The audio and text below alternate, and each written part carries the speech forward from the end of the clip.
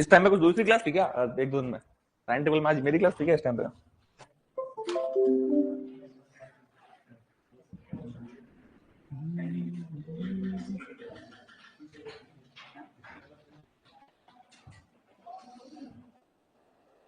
मेज कंप्लीट हो गया था ना?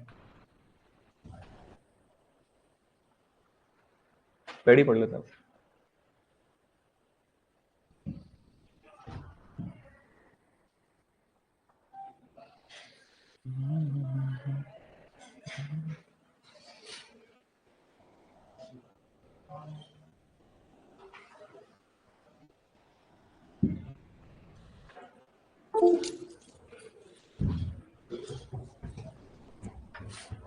चलो करें स्टार्ट।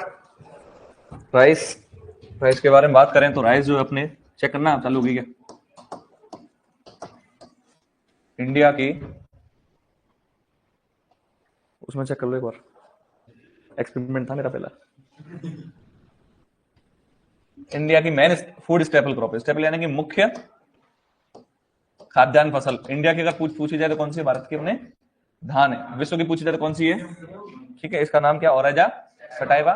ठीक है, अब इसके बारे में बात करते हैं। ओराजा सटाइवा, ये जो धान जो है वो इसके आर्थिक महत्व के अंदर बात करें तो क्या क्या काम आता है? तो अपने रिलीजियस पर्पज में ज्यादा काम आता है, यानी कि धार्मिक कार्यों में ज्यादा काम आता है। उसके अलावा चावल का जो अपन कलफ वगैरह कपड़ों में, इंडस्ट्री में काम आता है। कलफ वगैरह लगाते हैं ना, चावल के माड़ का लगता है वो, तो ये आर्थिक महत्व है। इसके अलावा अगर अपन बात करें कि इसके जीवन के बारे में तो धान, धान का उत्पत्ति स्थान, धान का नाम क्या? ओराजा सटाइवा। उत्पत्ति स्थान दक्षिणी पश्चिमी कौन सा था? गेहूं। इसका क्या हो जाएगा? पूर्वी एशिया। ठीक है, च से चावल और च से 24। क्रोमोसोम नंबर कितने होते हैं? 24 होते हैं। ठीक है, और इसका तना क्या होगा? अंकुरण क्या होगा? परागण कौन सा है? स्वपरागण। कौन सा है? प्रोटीन कितनी परसेंट थी? कितनी परसेंट? 6%, जो कि खाद्यान्न फसलों में रेंज देखो आपके डॉक्यूमेंटेशन 6 से 7 है, लेकिन एक में 4 से 6% तक रेंज मानो। ठीक है, आपके नोट्स के अकॉर्डिंग 6 से 7% लिखा होगा। उसके अलावा अगर बात करें अपन वसा की, तो वसा कितना परसेंट है भैया? ठीक है, परागण हो गया, ये हो गया। बात करते हैं पुष्पक्रम की। पुष्पक्रम क्या है? हाँ, ओपन पेनिकल। ओपन पेनिकल क्यों? पेनिकल भी तो लिख सकते हैं, गलत नहीं होगा। ओपन क्यों लिखा है स्पेसिफिक? आपको बाहर निकलते दिख रहे हैं, अलग से दिख रहे हैं ना? इस तरीके से जोड़े में जैसे बाजरे का सिट्टा होता है, वो क्या है? सिलेंड्रिकल पेनिकल है। सब जुड़े हुए हैं सबके सब। यहाँ तो क्या है, पूरा पूरा अलग हो रखे हैं सबके सब। तो इस चीज को अपन बोलते हैं ओपन पेनिकल। क्या बोलते हैं? Open panicle. नान जो आपको देखने को मिलते हैं अलग अलग कलर के भी होते हैं। ब्लैक राइस होते हैं, ब्लैक राइस होते हैं, फोर्टिफाइड राइस होते हैं ये। इनके अंदर क्या है, न्यूट्रिटिव वैल्यू ज्यादा होती है। ठीक है, पर स्वाद आप चावल के जैसे स्वाद आता है ना, चावल अपन खाते हैं तो उसमें ऐसा स्वाद नहीं आता, लगता है खाली कुछ प्लास्टिक चबा रहे हैं क्या, ऐसा कुछ फील आता है। ब्लैक राइस बोलते हैं इसको। बायो फोर्टिफाइड क्या क्या ज्यादा होता है इसके अंदर? कैल्शियम ज्यादा होता है, आयरन ज्यादा होता है, मैंगनीज ज्यादा होता है। राइस के फूड ग्रेन प्रोडक्ट समझते ही हैं कि राइस को आपको, मैंने उस दिन आपको कोई पूछा था ना, लेमा पीलिया, ये कवर कर देता है पूरा। तो outer layer lemma, inner layer पीलिया। पूरे को छिलके को पूरे को हटाना क्या कहलाएगा? हलिंग। क्योंकि दोनों को मिला के अपन क्या कहते हैं? हल। क्या कहते हैं? ठीक है, थोड़ा फोटोग्राफ्स देख लेते हैं, फिर नोट्स की तरफ पढ़ेंगे। ये एजोला, पीजीए, ये सब काम आएंगे अभी यहाँ पे। देखेंगे अपन कौन सा, ये क्या है? भिंडी पढ़ाऊंगा क्या मैं? ये एरेनगेमा टिश्यू है। कौन सा टिश्यू है? आपने बेनिफिशियल न्यूट्रिएंट पढ़े होंगे, पढ़े होंगे ना? कोवानसी, वेनिडियम, कोबाल्ट और सोडियम और सिलिकॉन। तो ये जो सिलिकॉन है ना, ये क्या करता है? धान के अंदर एरेनगेमा टिश्यू का निर्माण करता है। किसका निर्माण करता है? कि एरेनगेमा जो ऊतक आपको देख रहे हैं, ऊतकों का कार्य क्या होता है? ये आपको अन्य पौधे में नहीं मिलेंगे। ये धान के अंदर क्या करते हैं कि अपने अंदर दिमाग एक क्वेश्चन पुट होना चाहिए कि धान का जो खेत है वो हमेशा पानी के अंदर जलमग्न रहता है। तो भैया और भी तो फसलें जलमग्न होनी चाहिए ना, फिर तो वो क्यों खराब क्यों हो जाती है? धान कैसे नहीं हो रहा है? जलाक्रांता जैसी स्थिति है, तो इस स्थिति में तो जड़ें सड़ जानी चाहिए। जड़ें सड़ती कैसे? जलाक्रांता जैसी। जलाक्रांता क्या होता है पहले बताओ? जब बड़े और छोटे रंध्राकाश दोनों किससे भर जाते हैं? जल से भर जाते हैं। किससे भर जाते हैं? तो ऐसी स्थिति में, इस स्थिति को क्या कहते हैं? जलाक्रांता कहते हैं। क्या हो जाता है? हानिकारक गैसों का निर्माण होता है, CO2 H2S निकलती है, पेड़ पौधों की जड़ें सड़ने लगती है। सड़ने क्यों लगती है? क्योंकि O2 नहीं मिल पाता। क्या नहीं मिल पाता? तो धान को कहां से मिलता है? धान में क्या है कि एरेनगेमा ऊतक है। एरेनगेमा ऊतक की संरचना कुछ इस प्रकार होती है। ये जो है वो धान आपके ऑक्सीजन जो है वो कहां से लेंगे? कहां से लेंगे? जल से। तो समझ आ गया कि धान खेत में, पानी खेत में क्यों खड़ा रहता है? क्योंकि उसमें एरेनगेमा ऊतक होता है। एरेनगेमा ऊतक क्या करते हैं? जल में घुलनशील ऑक्सीजन का उपयोग कर लेते हैं। ठीक है, ये उसके बारे में। Rice, golden rice, plain rice, इसके बारे में भी अपन डिस्कस करेंगे। टिलर जानते हो ना, टिलरिंग वीट में भी बताई थी। यहाँ भी टिलरिंग ज्यादा होगा तो फायदा है नुकसान है? फायदा है, टिलर पे भी ग्रेन निकलता है। बहुत ज्यादा नहीं होनी चाहिए। बहुत ज्यादा क्यों नहीं होनी चाहिए? अगर मान लीजिए आपने स्पेसिंग बहुत पास पास लगाई है फसलें, तो ये ज्यादा होंगी तो फिर समस्या आएगी। तो इसलिए अपन धान के अंदर बुशनिंग करते हैं। क्या करते हैं कि आवश्यकता से अधिक अनावश्यक पौधों को हटाना व खरपतवारों को हटाना, जिससे टिलर ज्यादा निकल सके। क्योंकि टिलर ज्यादा निकलेंगे तो क्या रहेगा, वो फायदेमंद रहेगा। ठीक है, इसको भी डिस्कस करेंगे अपन। ये पूरा आपको जो धान मिलता है, जो आपको चावल मिलता है, जबकि वो होता किस तरीके से, इस प्रकार से होता है। ठीक है, और मिलता कैसे आपको, इस तरीके के कलर के अलग अलग मिलते हैं, जबकि छिलके वाला होता है धान पर। कैसे मिलेगा, इनके फोटोग्राफ से समझेंगे। ये इसके अलग अलग नर्सरी है, नर्सरी के बारे में देखेंगे। ठीक है, ये SRI है, पेड डेपोग है, मैट नर्सरी है, पावर टिलर्स में अंदर काम में लेते हैं, मूंगफली का स्टार बीडर, फिर मिलेट। ये फोटोग्राफ्स जो है वो भी एक एक काम आएगा। ठीक है, तो स्टार्ट करते हैं। धान पेन निकाल के चलाते रखो। ओराजा सटाइवा, ठीक है। ग्रेमिनी, दक्षिणी पूर्वी एशिया, गुणसूत्र 24, ओपन पेनिकल, कैरियोप्सिस, कल्म, स्वपरागण, हाइपोजियल 6 से 7, 2.5। ये बात कर ली थी, सॉरी, डन था इतना। धान की क्या है, कुछ प्रजातियां। धान की कुल 24 प्रजातियां। कितनी प्रजातियां? जिसमें से 2 प्रजाति किसके लिए खेती योग्य उपयोगी है, जिसमें से एक ओराजा सटाइवा और एक ओराजा ग्लेबिरमा। सटाइवा में भी अलग अलग सब स्पीसीज है, जैसे कि इंडिका। इंडिका कहाँ है? भारत की। जैपोनिका कहाँ? जापान की। जावानिका कहाँ? इंडोनेशिया की। क्वेश्चन पूछा जाता है जावानिका का। जावानिका कहाँ की है? इंडोनेशिया। ग्लेबिरिमा दूसरी है, ये है अफ्रीका।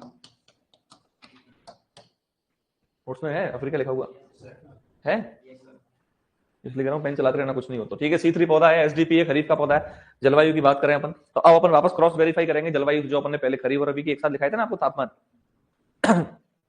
चेक करते हैं। सामान्य तापमान 21 से 37 लिखा हुआ है। लोअर, इतना लोअर कैसे आ गया? अभी 30 से 35 रेंज होनी चाहिए बुआई के अंकुरण के लिए। तो ये ओवरऑल तापमान है। ये क्या है? ओवरऑल तापमान है। पूरा टोटल कितना कम चला जाए और हाईएस्ट जो है वो आपका 31-37 तक रहे तो भी कोई दिक्कत नहीं है। ये ऑप्टिमम टेम्परेचर। अंकुरण के लिए कितना चाहिए? मैंने आपको ऑलरेडी लिखा रखा है, सभी खरीफ की फसलों के अंकुरण के लिए कितना चाहिए, सही लिखा रखा है।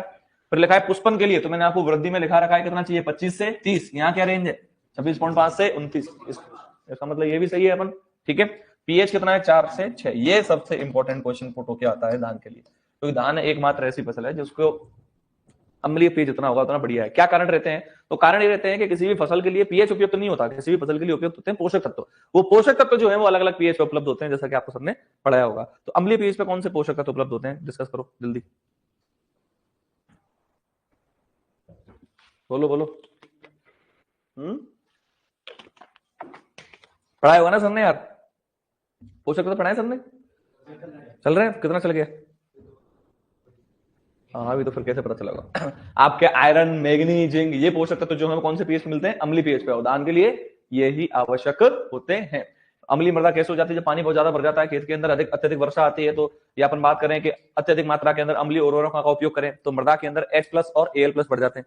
ठीक है, हाइड्रोजन आयन और एल्यूमिनियम, जिसकी वजह से मृदा क्या हो जाती है? अम्लीय हो जाती है। तो पढ़ रखा होगा अम्लीय मृदा कैसे बनती है, कैसे बनती है, समझ में आया?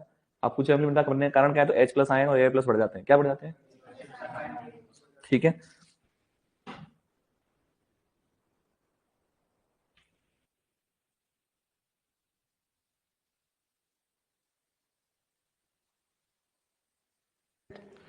अब बात करते हैं सर्वाधिक उपयुक्त मृदा। सर्वाधिक उपयुक्त मृदा कौन सी है? अम्लीय मृदा। लेकिन आपके 12th की जो बोर्ड की बुक है उसमें सीधा सीधा लिखा हुआ है कि धान की खेती के लिए उच्च धारण क्षमता वाली चिकनी मृदा जो है वो उपयोगी होती है।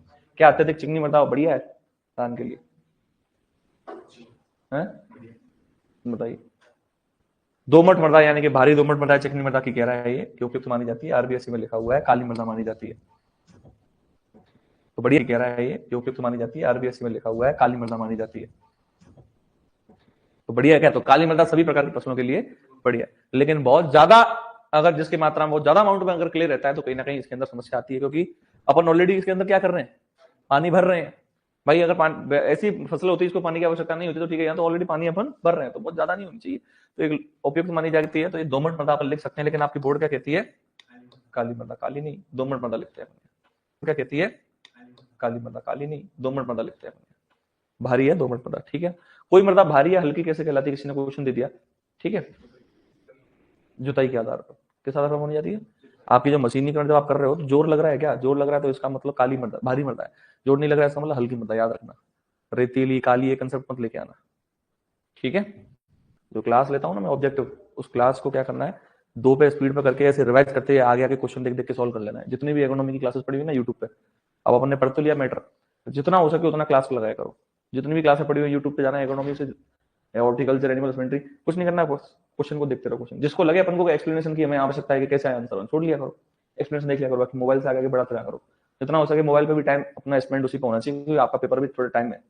तो सारे क्वेश्चन वगैरह ऐसे तो मैं कराता हूँ यूट्यूब पे, मेरे पढ़े होंगे, भवानी सर के पढ़े होंगे, सबके पढ़े होंगे, देख कर लेना उसमें, ठीक है। एक लास्ट ईयर सीरीज भी चलाई थी एग्रीकल्चर सुपरवाइजर के लिए, वो भी चेक कर लेना। सामान्य बीज दर ब्रॉडकास्टिंग के लिए कितनी चाहिए, 100 kg। लेकिन बात आती है सीडलिंग के लिए, तो पौधरोपण करें तो कितना, 40 से 50, और सीधी बुआई करेंगे तो 80 से। सीधी बुआई मतलब पानी भरना है क्या, नहीं भरना है, ठीक है। तो बीज की गहराई कितनी रखते हैं, 2 से 3 सेंटीमीटर। अब देखना यहाँ इंपॉर्टेंट चीज आएगी कि धान की गहरी जुताई करोगे तो किसका निर्माण नहीं होगा, टेलर का निर्माण नहीं होगा। पौधरोपण लिखा हुआ है 2 से 3 पौधे पर हेल, किसने की है धान की खेती आप लोगों में से। तो जो अपन एक सीडलिंग लेते हैं, पौध लेते हैं, तो एक ही लगाते हैं कि स्थान पे 2-3 लेते हैं ना। तो यहाँ लिखा हुआ 2 से 3 पौधे पर हेल, कारण क्या रहता है, कोई मर भी जाता है, क्या हो जाता है, कोई मर। तो उस चक्कर में ना कई बार पौधे बहुत ज्यादा हो जाते हैं, तो इसलिए हमें बुशनिंग की आवश्यकता होती है। किसकी आवश्यकता होती है, तो धान में बुशनिंग क्या है वो भी आगे बताऊंगा। क्या आवश्यकता है, सभी पौधों को उठाना और खरपतवारों को उठाना, जिससे सभी पौधों को उपलब्ध अच्छी उपयुक्त मात्रा में ऑक्सीजन की उपलब्धता होती है, ठीक है। फसल अंतरण 20 से 3, और जैव उर्वरक ओजोला। एजोला क्या एक एक्वेटिक फर्न है, यानी कि जलीय फर्न है, याद रखना। एजोला किसको काम आता है, सिर्फ क्या खेती के ही काम आता है या जानवरों को भी खिला सकते हैं, बोलो, खिला सकते ना जानवरों को, क्या दिक्कत है, नहीं खिला सकते क्या।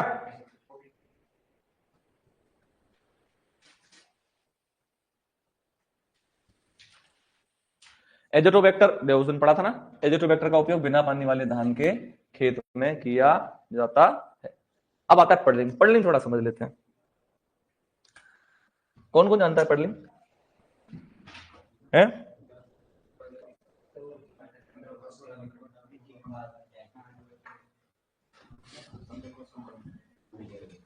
तो रंध्रावकाश कम कैसे करेंगे, मशीन से हो जाएंगे, हाथ से हो जाएंगे। एक तरीके से अपन बात करें, गाढ़ा तैयार करना। क्या तैयार करना, यही तो बोलते हैं ना। कौन सा देखोगे, तुम तो फर्स्ट वाला ही देखोगे। ये केज व्हील लगा हुआ है, इसके बगल में व्हील लगे हुए हैं, केज व्हील बोलते हैं, मदद मिलती है ट्रैक्टर को चलने में। अब ये खड़ा हुआ है भाई इसके ऊपर, आप देख रहे हैं, क्या होगा ध्यान देना। अब इससे क्या होगा ध्यान देना कि आपके मान लीजिए मृदा के अंदर ये रंध्रावकाश है, ठीक है, इस प्रकार की मृदा। अब बार बार जो है इसके ऊपर अपन, अभी जैसे ट्रैक्टर चल रहा था ना, देख रहे थे आप, इस प्रकार ट्रैक्टर बढ़िया क्या, जब अपन बार बार इसको ऊपर ट्रैक्टर चलाएंगे तो उससे क्या होगा, या जैसे बंदा खड़ा था उस पार्टी के ऊपर, इससे प्रेशर लगेगा। क्या लगेगा, प्रेशर। तो ये मिट्टी क्या होगी, दबेगी। अब मिट्टी दबेगी, जो रंध्रावकाश हो क्या हो जाएंगे, बंद। और रंध्रावकाश बंद हो जाएंगे तो नुकसानदायक है। नुकसानदायक अन्य फसलों के लिए, धान के लिए नहीं है, क्योंकि नुकसानदायक इसलिए नहीं है, रंध्रावकाश बंद हो जाएंगे तो पानी ऊपर भरा रह जाएगा। क्या रह जाएगा, पानी ऊपर भरा रह जाएगा। आपसे पूछे धान के खेत में हमेशा कितना पानी भरा रहना चाहिए, कितना सेंटीमीटर, तो पानी भरा रहेगा, जिससे अच्छा होगा। अब पॉइंट आता है, अगर कोई एक डेफिनेशन में पूछ ले, write the objective of puddling, या what is the main objective of puddling, तो बोल रहे थे ना, बोलो। परकोलेशन द्वारा होने वाली जल की हानि को रोकना। एक अच्छा स्टेटमेंट वाला क्वेश्चन बन सकता है। आप लोगों के टेस्ट वेस्ट तो नहीं संडे वनडे को कोई, उसमें मेरा नाम तो नहीं है कहीं।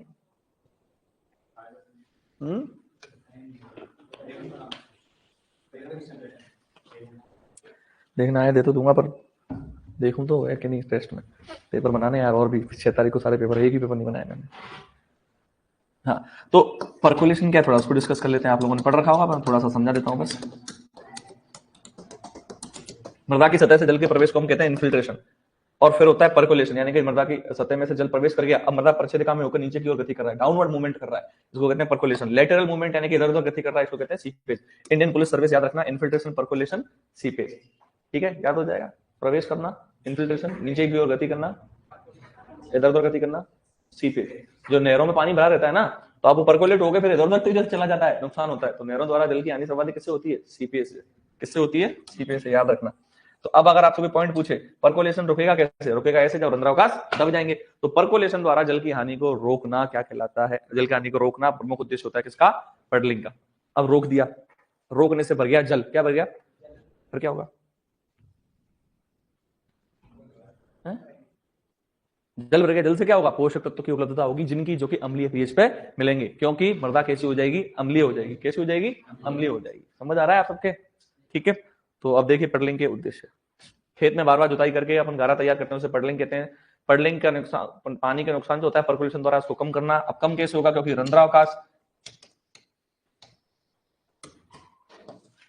रंध्रावकाश मृदा में हो जाएंगे कम, जिससे स्थूल घनत्व क्या हो जाएगा, ज्यादा। क्या हो जाएगा, ज्यादा। मृदा कैसी हो जाएगी, अम्लीय। कैसी हो जाएगी, और ये तीनों चीजें किसके लिए सूटेबल है, धान के लिए। अब इसलिए तो कहते हैं कि बार बार धान लगाते हैं हम खेत के अंदर, हर साल धान लगाते हैं तो मृदा खराब हो रही है। धान और गेहूं भारत का सबसे बड़ा फसल चक्र है, जो कि सर्वाधिक नुकसानदायक फसल चक्र है, क्योंकि उसकी वजह से मृदा के अंदर पोषक तत्व बिल्कुल क्या हो जाते हैं, समाप्त। अब मान लीजिए आपने धान लगा दी, धान की वजह से बार बार धान की खेती करने की वजह से आपकी मृदा हो गई पूर्णतः अम्लीय, तो मृदा की स्थिति तो खराब हो गई। मृदा की संरचना बढ़िया हो रही है, बेकार हो रही है, बेकार हो रही है। तो अभी अन्य फसलों के लिए सूटेबल होगी क्या, नहीं होगी। इसलिए फसल चक्र में हमेशा हर बार धान को नहीं उगाना चाहिए, ठीक है। नेक्स्ट वन पार्ट करते हैं बुआई के समय की। बुआई का समय जो धान के आधार पर है, अस अमन बोरो, धान का 3 नाम है। अमन, ये सारे नाम क्यों किस प्रकार हैं, हर एक पॉइंट के पीछे अमन माना क्या होता है, शांति, सारी चीजें अपने क्लासिफिकेशन आपने नहीं पढ़ा। अस अमन बोरो, जैसे कि आपने अम्मी मृग हस्त बात सुनी होगी ना हॉर्टिकल्चर में, ऐसी आए अस अमन बोरो। अस अमन बोरो यानी कि अस वाला जो धान है उसकी बुआई कब करते हैं, जून जुलाई में। कटाई कब होगी, 3 से 4 महीने का एवरेज निकाल लो, तो आप बुआई वाला याद रख लो, कटाई का अपने आप आ जाएगा। कहाँ उगाते हैं, अमन वाला कहाँ उगाते हैं, क्योंकि बुआई का जून जुलाई। अपने यहाँ कौन सा लगाते हैं, कोटा बूंदी बारह जलावड़ हारोती में, यही है। नवंबर दिसंबर में कौन सा, बोरो, बोरो डलवा भी कहते हैं इसको। कहाँ उगाते हैं, पश्चिम बंगाल में। धान का उत्पादन सर्वाधिक पश्चिम बंगाल में होता था किसी तरह, ठीक है। तो अब बात करते हैं याद कैसे होगा, तो याद रख लेना इसको, मजनू और उसका सनम, याद हो जाएगा। मई जून, जून जुलाई, नवंबर दिसंबर, सितंबर अक्टूबर, नवंबर दिसंबर, मार्च अप्रैल, डन। लिखते रहो, कॉपी पे पेन चलाया करो, याद करने की ट्रिक है, जैसे आपको याद हो जाएगा वैसे।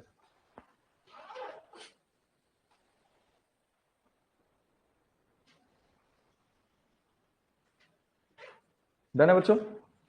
अब नर्सरी की बात करते हैं। नर्सरी, धान में नर्सरी जो है वो सबसे बड़ा रोल प्ले करती है। आप ये नर्सरी तैयार करते हैं क्या, किसके लिए करते हैं, नर्सरी तैयार करते हैं धान की, क्या करते हैं उसमें समझाओ।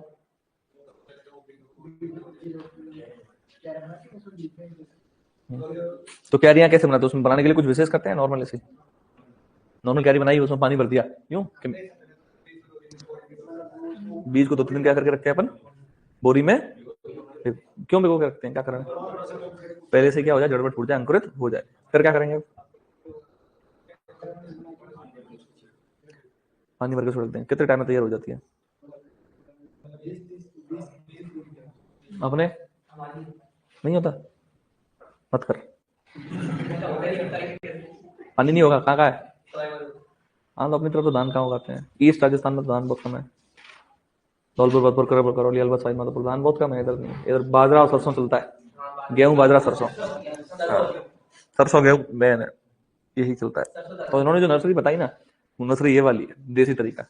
अब वो नर्सरी जो आपने बताई उसमें पानी भर देते हैं क्या, भरते हो क्या आप लोग पानी है, मिट्टी को गीला रखते होंगे अच्छे खासा, तो जब पूर्णतः मिट्टी को अच्छी तरीके से गीला रखते हैं उसको बोलते हैं गीली नर्सरी, और उसी को अगर सूखा रखेंगे खाली अपन आवश्यकता अनुसार पानी डालेंगे थोड़ा बहुत, उसको बोलते हैं सूखी नर्सरी। पर तरीका सेम रहेगा, तरीका क्या रहेगा, सेम। पानी के अंदर भिगोते हैं, बोरी के अंदर, जैसे क्या है पहले से अंकुरित हो जाए, नर्सरी तैयार करो आप। और ये क्या पुराना मेथड है, ये क्या, और पुराना मेथड क्या है, अभी नहीं चल रहा, तो सर्वाधिक ही चलता है, सर्वाधिक। अब इसमें नुकसान क्या रहते हैं कि जैसे कि आपने बताया कि सर पौधे जो है सीडलिंग कहीं ना कहीं इसमें हेल्दी नहीं रह पाती। हेल्दी और अच्छी सीडलिंग रहेगी अगर आप स्पेसिंग प्रॉपर नर्सरी में भी मेंटेन करोगे, इसमें मेंटेन करोगे नर्सरी में भी उसको उपयुक्त पोषक तत्व उपलब्ध कराओगे, जो कि उसको कहाँ उपलब्ध कराने होते हैं, खेत में उपलब्ध कराने होते हैं। तो आपकी नर्सरी क्या होगी, बढ़िया। वो नर्सरी अगर खेत में ट्रांसप्लांट हो जाएगी तो सबसे अच्छा धान होगा। तो वो धान फिर आपके, वो नर्सरी कौन सी है, क्या है, उसके बारे में थोड़ा अपन डिस्कस करेंगे। सबसे पहले बात करते हैं कि धान का अगर मान लीजिए 1 हेक्टर खेत है, यानी कि 10,000 मीटर उसके एरिया है, तो याद रखना उसके लिए नर्सरी कितने की चाहिए, 1000 मीटर की। कितने मीटर की, 1000। तो रेशियो की बात करें, खेत व नर्सरी का अनुपात कितना रहता है, 10:1। अनुपात वाले क्वेश्चन को थोड़ा अच्छे से किया करो। अभी 21 तारीख को 12th का सब्जेक्ट ऑब्जेक्टिव टेस्ट था, मैंने वहां लिख दिया नर्सरी धान, नर्सरी धान हो गया तो अनुपात क्या हो गया, 1:10। नर्सरी धान लिख दिया तो अनुपात क्या हो गया, 1:10। रट के नहीं जाना है, रट के नहीं जाना यूं ही के 10:1। आप देखो आगे पीछे कर दिया तो जैसे मैंने आगे पीछे कर दिया नर्सरी और एक दो बच्चे से करके बाकी सबके सब रटा हुआ 10:1 तो चेप के आ गई 10:1। तो हर एक जगह ऐसे क्वेश्चन आते हैं, इन पर ध्यान देना है अपन को, ठीक है।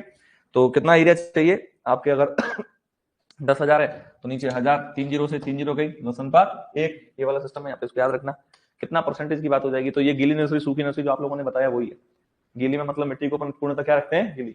क्या बताया इन्होंने अभी कि क्यारी तैयार करते हैं सर, उस पहले से पानी बोरी में अपन धान के बीजों को गीला कर लेंगे, जैसे पहले से अंकुरण हो जाएगा, फिर उनको अपन नर्सरी में फेंक देते हैं और क्यारी में फेंक देते हैं। उनका अंकुरण हो जाता है अच्छा खासा 20 से 30 दिन में, फिर उनको हम क्या करते हैं, खेत में ट्रांसप्लांट करते हैं। तो खेत में ट्रांसप्लांट करते समय पानी भरा रहना चाहिए, नहीं भरा रहना चाहिए? जब अपन फसल की कटाई करते हैं धान की, तो पानी उससे कितने दिन पहले निकाल देते हैं, याद रखना, 10-20 दिन पहले अपन क्या कर देते हैं, पानी निकाल देते हैं, ठीक है। अब जो रिले खेती आपने पढ़ रखी है,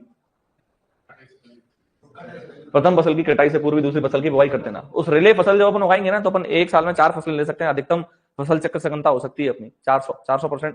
क्रॉप रोटेशन इंटेंसिटी अधिकतम कितनी होती है, 400। मिनिमम कितनी होती है, 100।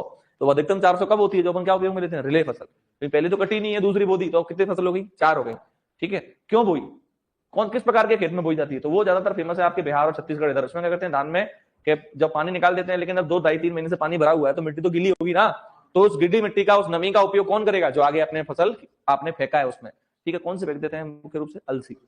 कौन सी उगाते हैं, रिले खेती। रिले खेती किसने दी, एस.एस. बेंस ने। अदर कौन रिले खेती का, एस.एस. बेंस, शेर सिंह बेंस। अब बात करते हैं डेपोक मेथड की। डेपोक मेथड पूछा गया है एग्जाम के अंदर, याद रखना। डेपोक मेथड कहां से आया, international rice research institute Manila, Philippines. कहां से आया भाई, international rice research institute Manila, Philippines. Central rice research institute कहां पर है, कटक, उड़ीसा।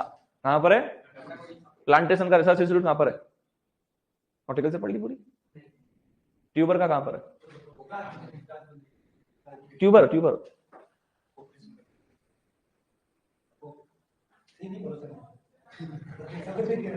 इंग्लिश में याद रखा करो, दिक्कत हो जाएगी बहुत, गड़बड़ कर दोगे। सेंट्रल पोटैटो रिसर्च इंस्टीट्यूट है वो शिमला में, और ट्यूबर पूछ रहा हूँ। कल अगर मेरा संडे को टेस्ट आएगा ना, तो उसमें सारे इंस्टीट्यूट आएंगे सेंट्रल नेशनल, पढ़ के आना से। फसलों से संबंधित दूंगा मैं सारे, केरल में ही है वो दोनों तीनों सारे। टोबैको का है राजमुंद्री, आंध्र प्रदेश। पढ़ो इनको। कितने ब्यूरो है टोटल, ब्यूरो कितने, नेशनल ब्यूरो कितने, 6, 200 200 तो देश है पूरे विश्व में। कितने ब्यूरो है, 6। डिस्कस किया करो। आप लोग साथ में नहीं रहते क्या, हॉस्टल लेके रहते हो, रूम लेके रहते हो बाहर, तो 1-1.5 घंटे या बाहर कहीं भी घूमते टाइम डिस्कस किया करो। ये डिस्कस से याद होंगे, ऐसे रटने से याद नहीं होंगे, पहले कह रहा हूँ। जितना डिस्कस हो, जैसे मैं आप डिस्कस कर रहा हूँ, आप बोलोगे 2-3 को, तो डिस्कशन किया करो। जितना डिस्कशन करोगे फायदे में रहोगे।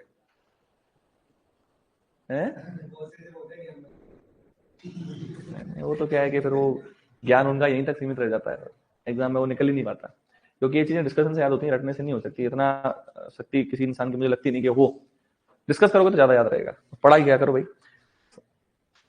नर्सरी, अच्छा अभी अपन ने वीट पढ़ लिया। वीट का इंस्टीट्यूट कहाँ है, वीट एंड बार्ले का, वीट एंड बार्ले का। वीट गेहूं करनाल रेणा में, कहां पर है, वीट का है जबलपुर में। मेज का कहां है, मक्के पर अनुसंधान कर रहे कहां होते हैं, याद होने चाहिए सारे। ऐसे क्वेश्चन दूंगा मैं संडे को आएगा तो। लुधियाना पंजाब, बांसवाड़ा का कुछ नहीं करना, बांसवाड़ा में तो सब जगह ही हो रहा है, राजस्थान में तो। लुधियाना पंजाब। अभी अपन धान पे, धान का कहां है अपना, कटक उड़ीसा में। एक हैदराबाद में भी अपना पढ़ना धान का इंस्टीट्यूट, ठीक है। सबसे कम क्षेत्रफल की आवश्यकता, डेपोक क्यों फेमस है, क्योंकि सबसे कम क्षेत्रफल चाहिए। कितना चाहिए, 25 से 30 मीटर उसके दे दिया। पौधों का स्थानांतरण इसमें कितने दिन में कर देते हैं, 11 से 13 दिन। आपके में 11 से 14 लिखा होगा। इसकी सीड रेट कितनी रहती है, 3 किलोग्राम पर मीटर उसके। अगर हेक्टेयर के अकॉर्डिंग बात करूं तो कितनी पहुंच जाएगी, 90। अब देखना वापस इधर देखो, क्या क्या इसमें जरूरी है। कहां से डेवलप हुई, international rice research institute. Seed rate बताओ इसकी, 3 kg पर मीटर उसके, या 90 किलोग्राम प्रति हेक्टेयर। एवरेज निकाल लो तो नहीं आएगी। उसके अलावा इसके अंदर क्या इंपॉर्टेंट है, कितने दिन में तैयार हो रही है, 11 से 13 दिन। और सबसे मोस्ट इंपोर्टेंट, नर्सरी जो है वो सबसे कम क्षेत्रफल में किसमें तैयार होती है, डेपोक मेथड में। छत पे कर सकते हैं, केले के पत्तों पे करते हैं साउथ वाले, ठीक है। सबसे कम क्षेत्रफल चाहिए इसलिए फेमस है। आपसे पूछे सबसे कम क्षेत्रफल किसको चाहिए, कौन सी डेपोक में चाहिए, किसमें चाहिए। अब बात करते हैं एसआरआई की। किसकी बात करें, एसआरआई की फुल फॉर्म क्या है, सिस्टम ऑफ राइस इंटेंसिफिकेशन। क्या है, सिस्टम ऑफ राइस। इसकी खोज किसने की, हेनरी डी लाउलिन मेडागास्कर। कहां लेके आए, मेडागास्कर में किसने की? Henry de Laulin. क्षेत्रफल इसमें 1%। 1% क्यों? क्योंकि यहाँ क्षेत्रफल की आवश्यकता होती है 100 मीटर स्क्वायर तक। कितनी होती है?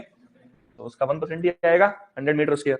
ठीक है, अब इसके अंदर आपसे पूछा जाए सबसे इंपॉर्टेंट क्या है कि आप देख पा रहे हो दिन, वहां 20 से 30 दिन थे और डेपोंग में 11 से 14 दिन थे, और यहाँ कितने दिन है? 10 से 11 दिन। तो ये इसलिए फेमस है क्योंकि इसमें सबसे कम दिन में ट्रांसफर करते हैं। तो सबसे कम दिन में नर्सरी किस प्रकार तैयार हो जाती है यहाँ? तो यहाँ इसलिए तैयार हो जाती है क्योंकि इस विधि में पानी, पोषक तत्व और उर्वरक सब चीज की मात्रा में क्या होती है? बचत होती है। किस प्रकार बचत होती है? क्योंकि हर एक चीज की बचत इस प्रकार है, आप इसका फोटो देख के समझ जाएंगे कि हाँ ये नर्सरी सिस्टमेटिक है।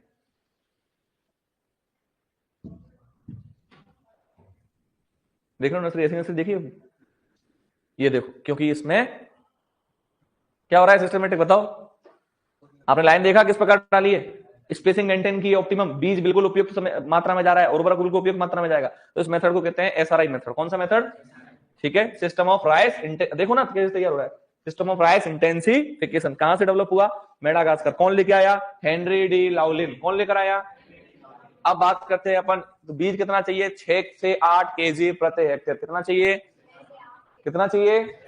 कितने दिन में तैयार हो रहा है? कितने दिन में? बस ये क्वेश्चन पूछा गया है एक बार, बहुत बारीक, मतलब इतना तो अपन एसआरआई के अंदर पढ़ लिया कि ये बचत हो रही है, बचत। बाकी वो तो सिंपल क्वेश्चन क्या पूछते हैं? श्री किससे संबंधित है, एसआरआई किससे संबंधित है, ऐसे क्वेश्चन आते हैं। डेपो किससे संबंधित है, ऐसे क्वेश्चन आते हैं। ठीक है, मैट टाइप नर्सरी, चटाई वाली भी किससे संबंधित है? धान से। इसमें क्या करते हैं कि जो नर्सरी जो होती है उसमें अपन जो नीचे की तरफ जो मिट्टी डालते हैं उसमें केले के पत्ते अलग, अपन जैसे मिट्टी चिपक जाए तो फोल्ड होती हुई चली जाती है, तो अपन चटाई फोल्ड कर लेते हैं फर्श पे बिछा के, तो इसको मैट टाइप बोलते हैं। चटाई, चटाई नुमा नर्सरी किससे संबंधित है? धान से। उर्वरक सबसे इंपॉर्टेंट आएगा भैया, उर्वरक प्रबंधन। 4, 2, 1, 80 से 120, 50 से 60, 40, ये सब जानते ही हैं। पर धान का सिस्टम थोड़ा सा अलग है। क्या सिस्टम है देखना, पहले आपके सबसे पहले पेज में लाइन लिखी होगी जहां फसलें स्टार्ट है, देखना वहां सबसे पहले पॉइंट में जाओ, सबसे पहले आप पेज है क्रॉप्स का।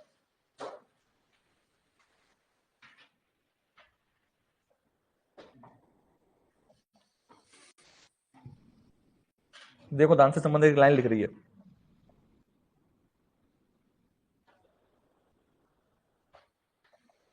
दिख रही है क्या? मिल गया? तो अब देखो क्या हुआ, मैं आपको समझाता हूं।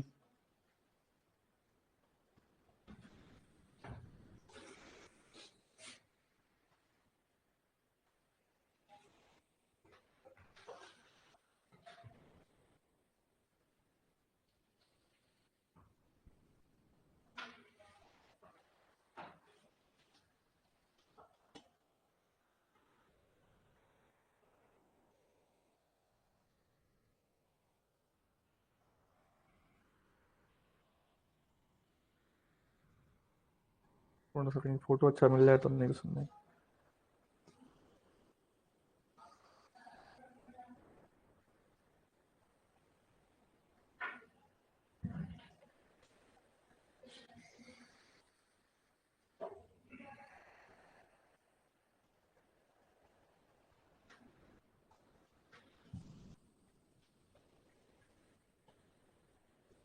धान के अंदर क्या है, दो प्रकार, मैं आपको ऐसे समझाता हूँ। दो प्रकार के आपके जोन होते हैं। ऊपर की तरफ का जो जोन है ऑक्सीडाइज लेयर होती है, नीचे की तरफ कौन सी जोन होती है? अपचेत लेयर। अब अपन ने क्या किया, नाइट्रेट वाले जो उर्वरक डाले वो डाल दिए अपचेत जोन में, रिडक्शन जोन में। क्या डाल दिए? तो जैसे आप अपचेत जोन में डालोगे ऑक्सीजन की होगी कमी, ऑक्सीजन जैसे बैकग्राउंड होगा वापस नाइट्रेट किस में कन्वर्ट हो जाएगा? नाइट्रस ऑक्साइड और नाइट्रोजन। अब ये जो है वो क्या पौधे को मिलते हैं? नहीं मिलेंगे, क्योंकि ऑक्सीजन क्या हो गई? टूट गई वहां से। क्या हो गई? क्योंकि आपने कौन से जोन में डाला? अपचयित जोन में डाल दिया। किस में डाल दिया? आप इसको नाइट्रेट वाले को किस में डालोगे? ऑक्सीकृत जोन में। किस में डालोगे? आगे समझ में? तो अमोनिकल वालों को आप कहां डाल सकते हो? अपचयित। कहां डाल सकते हैं? तो बहुत अच्छा क्वेश्चन पूछा जाता है कि अमोनिकल वाले जो उर्वरक हैं उनको कौन से क्षेत्र में डाला जाता है? रिडक्शन जोन यानी कि अपचयित क्षेत्र। अब आपको, आप इसको समझ में तो आई गया किस तरीके से कन्वर्ट हो रहा है, लेकिन आप कैसे याद रख सकते हो? ए वाले को आर में डालना है, या याद रख सकते हो कि ए वाले को ए में ही डालना है। इंग्लिश मीडियम वालों के लिए ए आर यानी कि अमोनिकल उर्वरकों को रिडक्शन जोन में, हिंदी मीडियम वालों को अमोनिकल जोन को, अमोनिकल उर्वरकों को अपचयित क्षेत्र में। समझ आ जाएगा? कंफ्यूज नहीं हो जाए। अमोनिकल उर्वरक हो तो कौन से क्षेत्र में? अपचयित क्षेत्र में। नाइट्रेट वाले हो तो ओ, नो, नो याद रखो, नो मतलब नहीं। नाइट्रेट वाले हो तो उनको ऑक्सीकृत क्षेत्र में। कंफ्यूज तो नहीं होंगे ना आप? नाइट्रेट वाले हो तो ऑक्सीकृत, क्योंकि नाइट्रेट वाले का कंसेप्ट याद रख लो, नाइट्रेट से वापस क्या बना? नाइट्राइट, फिर वो किसमें कन्वर्ट हो गया? नाइट्रस ऑक्साइड में। ऑक्सीजन कमी होगी तो नाइट्रेट वाले को हमेशा में किसमें डालना पड़ेगा? ऑक्सीकृत में ही डालना पड़ेगा। किसमें डालना पड़ेगा? तो NO पढ़ो, धान के खेत में अमोनियम का ऑक्सीकरण नहीं होता है, इसलिए धान के खेत में ऑक्सीकरण की क्या होती है, अनुपस्थिति होती है। तो यही तो चेन कन्वर्ट कर देते हैं, ऑक्सीजन को लेते हैं, कन्वर्ट करने का काम ही तो उनका होता है। आप याद रखना, नाइट्रोजन का स्थिरीकरण और स्वांगीकरण, स्वांगीकरण यानी कि वापस नाइट्रोजन ऊपर की तरफ पहुंच जाती है, क्योंकि उनका काम ही होता है ऑक्सीजन को यूटिलाइज कर लेते हैं वो लोग। ठीक है, ऐसा तो इसको अब चित्र में क्यों डालते हैं, इसके लिए अपन एक घंटा क्लास भी ले सकते हैं, क्योंकि ये क्या है कि बहुत ज्यादा दिमाग घुमाता है ये वाला क्वेश्चन। और जैसे अब सब्जेक्टिव वे में अब भी अच्छा क्वेश्चन पूछ लेते हैं, जैसे एआरएस वगैरह में, तो ये और एक फास्फोरस का सोल्यूबलाइजेशन, फास्फोरस कैसे मिलता है प्लांट को, ये 3-4 पेज का मैटर है। एक ये भी 3-4 पेज का मैटर, वो भी तो ये अपन मैंने सीनियर से पढ़ा था एक से, फास्फोरस वाला तो अपने किशन सर है ना, सॉइल साइंस वाले, उनसे ये कंसेप्ट काफी क्लियर है उनके, किस तरीके से सोल्यूबलाइजेशन होता है, फास्फोरस कैसे मिलता है, वो 4-5 पेज का ही मैटर है। और एक ये क्यों होता है, क्या कारण, तो इसका बहुत कंसेप्ट है। बैक्टीरिया के अंदर भी अलग अलग चीजें हैं इसके अंदर, क्योंकि उसको आप याद रखना, स्यूडोमोनास बेसिलस से कहानी स्टार्ट होती है, नाइट्रोबैक्टर नाइट्रोसोमोनास नाइट्रोबैक्टर तक पहुंचती है, और वापस कहानी का अंत भी कहां होता है, स्यूडोमोनास बेसिलस की वजह से ही होता है। ठीक है, तो ये वाला कंसेप्ट क्लियर है, कोई दिक्कत बच्चों इसमें? नाइट्रेट वाले हो तो किसमें डालना है, ऑक्सीकरण में। अब अमोनियम वाले हो तो किसमें डालोगे, अपचित। तो आप याद रखना, अब सबसे अच्छा कौन सा है इसके लिए, धान के लिए, अमोनियम क्लोराइड कौन सा है। आप इसके अलावा और क्या डाल सकते हैं, अमोनियम सल्फेट। क्योंकि अमोनिया अमोनिया क्यों बोल रहा हूं, क्योंकि ये कैसा प्लांट है, कैसा प्लांट है बोलो, अमोनिफिलिक प्लांट है यार, कैसा प्लांट है, यानी कि जो नाइट्रोजन किस रूप में उपयोग करते हैं, अमोनिया के रूप में, किस रूप में, अमीनोफिलिक प्लांट बोलते हैं ना इनको। ठीक है, प्रोपेनिल सबसे अच्छा इसके लिए पोस्ट इमरजेंस वीडिसाइड होता है। धान में जंगली धान नकलची खरपतवार होता है, सब जानते हो, नाम बताओ इसका।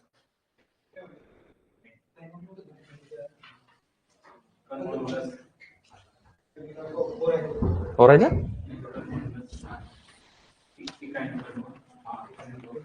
हाँ आगे।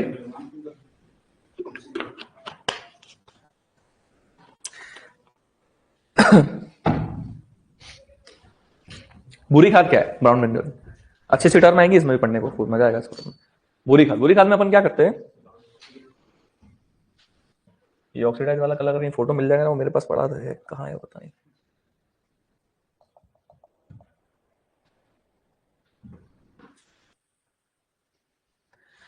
पीला पीला सा दिख रहा है बीच में से, बीच बीच में से कुछ एरिया कैसा दिख रहा है आपको, पीला पीला दिख रहा है, क्या कारण है, बीच बीच में क्या है इसमें,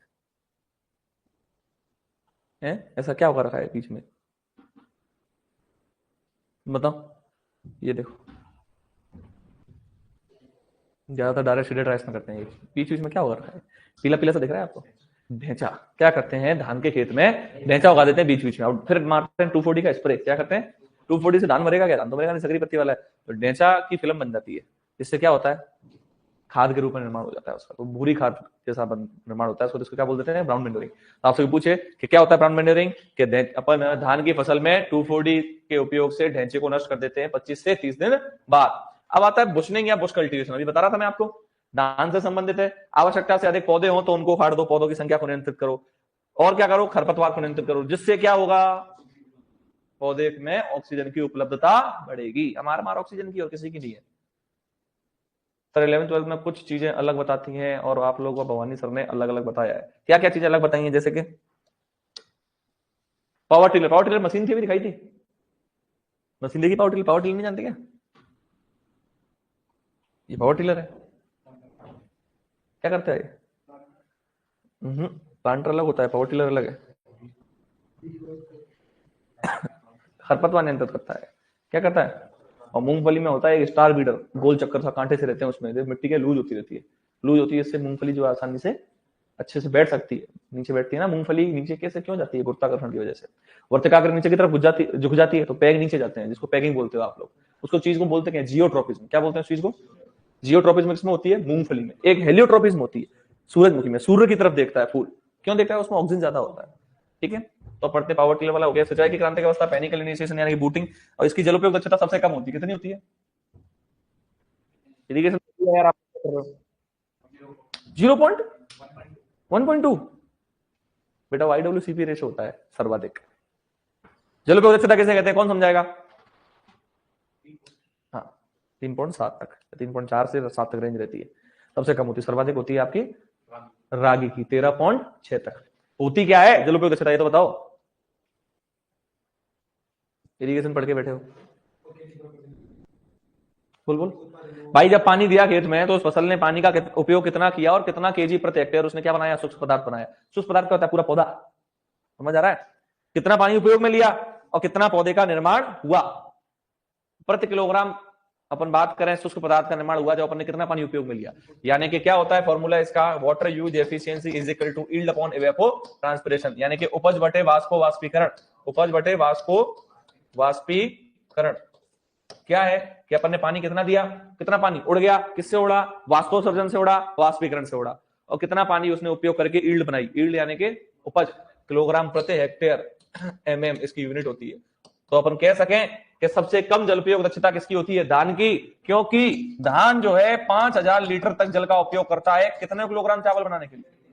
समझ आ गया, कंसेप्ट क्लियर। याद रखना, जिसको पानी ज्यादा चाहिए, जिसकी जल उपयोग दक्षता क्या है, कम है। बात करूं मैं एक पानी बोतल पी जाऊं पूरी क्लास के अंदर, ठीक है, और एक इंसान जो बिल्कुल पानी की बोतल नहीं पिए, तो इसका मतलब एफिशिएंसी जो है वो ज्यादा बोलने की, बिना रुके बिना पानी पिए वो उस इंसान की है जिस इंसान ने पानी नहीं पिया, तो उसकी एफिशिएंसी यानी कि दक्षता उसकी ज्यादा हुई। और जैसे एक बोतल पानी पी रहा है एक पूरी क्लास के अंदर, उसकी दक्षता क्या है, कम है। सीधी सी बात है, तो कोई दिक्कत ही नहीं है, ठीक है। ये तो सॉइल केमिस्ट्री का है, डीएनए आरएनए का निर्माण नाइट्रोजन बताया, नाइट्रोजन नहीं करता, फास्फोरस ही करता है डीएनए आरएनए में। अरे आपने पढ़ा नहीं क्या बायोलॉजी के अंदर, फॉस्फेट कहां आता है, फॉस्फेट बायोलॉजी के अंदर बताना। बायोलॉजी पढ़ी है आपने 12th में, सेल वायु पढ़ के आना। सेल वायु में जब जाओगे यार आप, डीएनए आरएनए वाला जिसमें टॉपिक आता है ना, वहां पढ़ना फॉस्फेट ग्रुप जुड़ता है और हटता है, तो उस चीज को अपन बोलते क्या है, तो वहां फॉस्फेट होता है ना, इसका मतलब फॉस्फोरस का काम है कि नहीं है वहां पर, तो ऑथेंटिक है ये तो। अब बात करते हैं मिलिंग और हलिंग की। ये वाला समझ में आ गया बच्चों, जल उपयोग दक्षता कम किसकी होती है, सर्वाधिक पूछे तो किसकी है, रागी की। हलिंग और मिलिंग, इसमें क्या है, लेमा और पेलिया को हटाने की क्रिया। तो है क्या कि अभी मैंने आपको छिलका दिखाया था, आउटर वाला लेमा, इनर वाला पेलिया। अब जब धान के ऊपर एक छिलका होता है, छिलके को अपन लेमा और पेलिया दोनों परत को मिला के कहते हैं हल, क्या कहते हैं। अब उस हल को हटाने की क्रिया क्या कहलाती है, हलिंग, क्या कहलाती है। अब उसको सिस्टमेटिक पॉलिशिंग करनी है, तो पॉलिश करके आपको सफेद धान मिलेगा, उसको कहते हैं मिलिंग, क्या कहते हैं। तो हलिंग कितना परसेंट होता है, 66, और मिलिंग कितना होता है, 55। यानी कि हलिंग परसेंट आपसे कोई पूछे तो चावल का प्रतिशत बटे धान का प्रतिशत गुणा 100। पहले धान का वजन कर लिया, फिर छिलका हटाया, किसका वजन कर लिया, चावल का वजन कर लिया, चावल बटे धान गुणा 100। कहीं ना कहीं रेंज कितनी आती है, कितनी आती है। और फिर इसकी पॉलिशिंग करेंगे तो कितना आ जाएगा। अब पॉलिश कर दिया आपने, ध्यान देना, मशीन दिखाऊंगा आपको। आपने क्या किया, धान से छिलका हटाया, उसकी कर दी पॉलिश। आपको पता है कई बार जो ब्राउन राइस जो पड़ा रहता है वो महंगा मिलता है, इसमें पॉलिश नहीं होती, महंगा सा मिलता है। कारण क्या है, आप कर दिया आपने पॉलिश। पॉलिश से क्या होगा, पॉलिश आपने करी तो जैसे ही वहां विटामिन B12 की क्या हो जाती है, कमी हो जाती है। क्या हो जाती है, अब उस कमी को आप पूरा कर सकते हो अगर आप धान को तापीय उपचार दोगे। कौन सा उपचार, हाइड्रोथर्मल ट्रीटमेंट, हाइड्रोथर्मल ट्रीटमेंट धान से संबंधित है, जिसमें अगर आप तापीय उपचार दोगे धान को तो विटामिन B12 का वापस क्या हो जाएगा, संग्रहण हो जाएगा। इस क्रिया को बोलते हैं। आपसे कोई पूछे पैराबॉइलिंग क्या होता है, धान के अंदर तापीय उपचार देना, क्या देना, क्या देना, ब्रैकेट में मैं कहूं हाइड्रो थर्मल, लिखते रहा करो नए नोट्स में नहीं हो तो, हाइड्रोथर्मल ट्रीटमेंट। क्योंकि पूछा जाता है हाइड्रोथर्मल ट्रीटमेंट क्या होता है, पैराबॉइलिंग। पैराबॉइलिंग से क्या होगा, विटामिन B12 का वापस संग्रहण होगा, जो कि नुकसान हुआ किससे हुआ, मिलिंग करने से हुआ। क्या करने से हुआ, ठीक है। मशीन दिखाई थी फोटो, हलिंग मशीन, मिलिंग मशीन,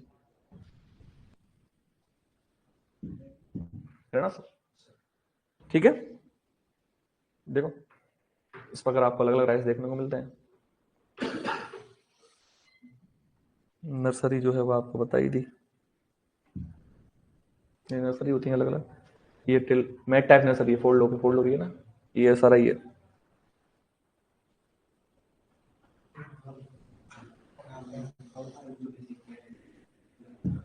अब है सुनहरा धान। कौन सा धान, गोल्डन राइस। क्या है ये मामला, बताओ। सुनहरा धान बनाया इंगोपोर्टिकस ने, किसने बनाया, इंगोपोर्टिकस। इसके पीछे दो कहानी बताते हैं। एक तो कहानी बताते हैं कि जापान के अंदर हिरोशिमा नागासाकी जो उसके अंदर परमाणु बम का फेंका था ना यूएसए ने, तो जिसकी वजह से विटामिन ए की सबके अंदर कमी दिखने लगी। तो उसको पूरा कैसे किया जाए, कि गरीब से गरीब और अमीर से अमीर लोग क्या खाते हैं, धान, तो धान के अंदर इसकी मात्रा बढ़ा दो। एक इसके पीछे दूसरी कहानी भी पता ही नहीं चलता हकीकत कौन सी। अपन बात कर रहे हैं कि है क्या सुनहरा धान, तो आप याद रखो इसके अंदर क्या करते हैं कि इंगोपोर्टिकस ने क्या किया, डैफोडिल प्लांट होता है, कौन सा प्लांट, डैफोडिल प्लांट से एक जीन लिया इरविनिया से। किससे जीन लिया, इरविनिया क्या है, जीवाणु है। डैफोडिल पौधा, इरविनिया क्या है, जीवाणु। इनसे जीन लिया और जीन को प्रभावित कर दिया किसके अंदर, धान के अंदर। किसके अंदर, जिससे निर्माण हुआ बीटा कैरोटीन का, जिससे क्या बनता है, बीटा कैरोटीन, जो कि बीटा कैरोटीन किसका प्रिकर्सर होता है, विटामिन ए का। विटामिन ए नहीं बनी उससे, उससे बना बीटा कैरोटीन, और बीटा कैरोटीन किसका प्रिकर्सर है, विटामिन ए का। तो इसमें जीन कौन सा उपयोग में लेते हैं, जीवाणु तो इरविनिया, और प्लांट कौन सा, डैफोडिल। कौन सा, किसने बनाया, इंगोपोर्टिकस ने। कहां बनाया, जापान। कहां, और विटामिन ए की कमी से कौन सा रोग होता है, जीरोप्थेल्मिया। बी की कमी से कौन सा होता है, वेरी वेरी। सी की कमी से कौन सा होता है, स्कर्वी। डी की कमी से कौन सा होता है, रिकेट। बी12 की कमी से कौन सा होता है, साइनोकोबाल्मिन। ई की कमी से क्या होता है, बांझपन। के की कमी से क्या होता है, रक्त का थक्का नहीं जमता। नाम पता है सबको आपके, के का नाम बताओ, बी का, बी3 का, बी6 का, बी5 का क्या कर है, बी7 का, बी9 का, फॉलिक एसिड। बी12 का, साइनोकोबाल्मिन। सी का, डी का, कैल्सिफेरॉन। ई का, के का, फाइलोक्विनोन। याद होना चाहिए। साइंस जहां आ रही है, आप याद रखना, साइंस जहां आ रही है वहां एंजाइम, विटामिन और हार्मोन आएंगे। दुनिया का कोई सा पेपर ले लो आप, कोई सा पेपर ले लो दुनिया का, जहां साइंस आ रही है वहां हार्मोन, एंजाइम, विटामिन तो आएंगे ही आएंगे। तो मेरी प्यारी बहनों, पढ़ लियो ताकि कुछ आप बोल सको क्लास में। ठीक है, बोला करो बेटा, पढ़ा करो, पढ़ोगे नहीं तो ऐसे मजा नहीं आएगा। तापीय उपचार के आगे अंग्रेजी का नाम, अंग्रेजी बेटा हाइड्रोथर्मल ट्रीटमेंट लिखा हुआ है, हाइड्रोथर्मल, HYDROTHERMAL ट्रीटमेंट। ठीक है, डन। सुपरदान क्या है, सुपरदान की खोज करता कौन है, जीएस खुश। एक सेकंड ना,